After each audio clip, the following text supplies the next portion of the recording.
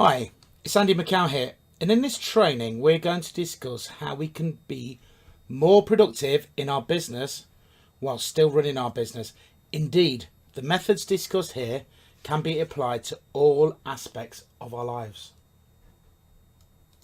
One of the big questions that I've been receiving lately is, how am I able to be so efficient?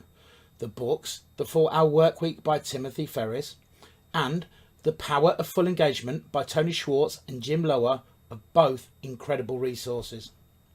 Now, I don't recommend that you just take one of those and read it and just implement blindly what each say.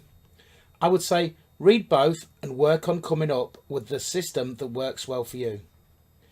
I'll share with you what works well for me and what I've been experimenting with my clients over the course of the last few months. I found that with those that I've done this exercise with, they have become more productive, at least in the short term. First of all, I would like to touch on the idea of time management. So often people talk about time management as being a way to be more efficient. And by the way, Tim Ferriss in 4-Hour Workweek and Jim Lower and Tony Schwartz in Power of Full Engagement do not. Okay?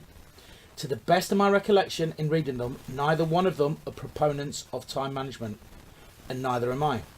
You know, time management sort of looks like, goal orientated. You know, you look at your day, you have 8 hours, you can do an hour for this, an hour for that, an hour for that, an hour for that, and an hour for this. And at the end of the day, you've got these 8 hours of things to do.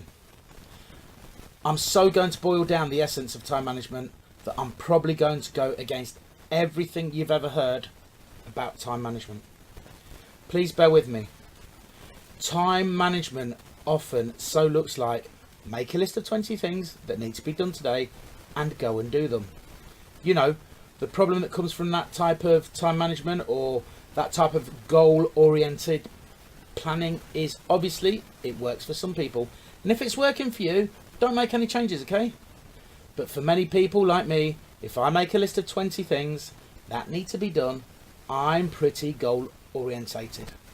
So I want to cross off as many things off the list as possible.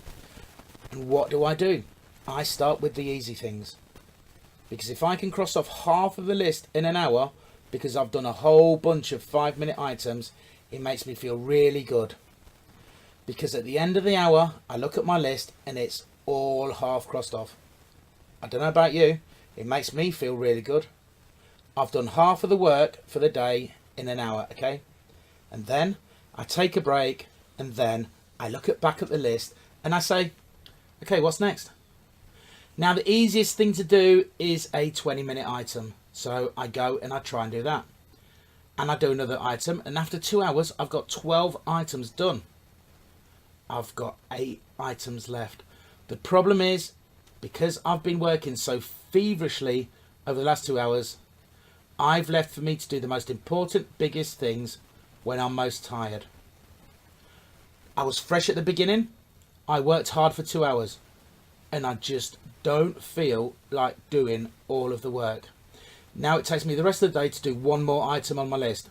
Now, at the end of the day, we could say that I had success. I've done 13 of the 20 things that I've suggested for myself to do. The problem is, the 7 most important things were not done, even though the 13 least important things were done. And that's the problem. Obviously, that's an over-exaggeration of what happens.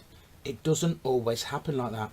There's many other problems that can sometimes creep into time management and goals.